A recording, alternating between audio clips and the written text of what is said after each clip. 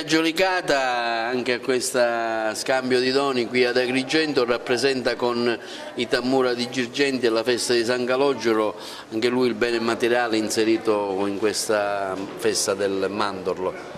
Sì, per noi è motivo di orgoglio essere oggi qui presenti, per noi per la prima volta, anche se siamo alla nona edizione come gruppo i Tammura di Girgenti.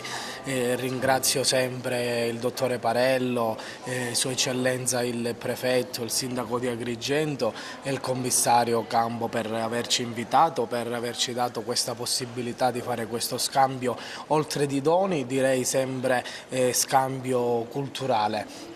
È davvero un simbolo di pace, come diceva Sua Eccellenza, che parte da Agrigento e spero che si diffonda davvero in tutto il mondo, visto il periodo che stiamo vivendo, che non è tanto di serenità purtroppo e di tranquillità.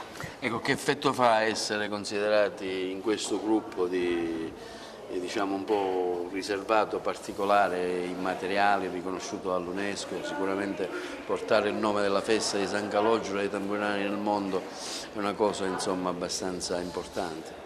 Molto prestigiosa per me, mi vanto tantissimo di questa cosa, naturalmente ci vanteremo per tutta la vita dell'onore che ci stanno dando.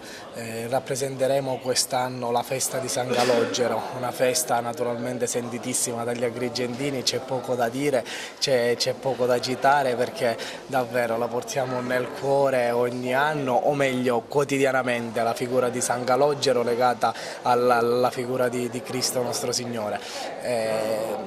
Orgogliosissimo, quasi che non ci sono parole, ci stiamo vivendo insieme a tutti i componenti del mio gruppo questo momento giorno per giorno, attimo dopo attimo, davvero con tanta foga, con tanto entusiasmo, con tanta gioia nel cuore. Non vediamo l'ora di suonare, di essere per le vie cittadine a coinvolgere il pubblico, che già ho visto, soprattutto per la fiaccolata, davvero apprezzare tantissimo.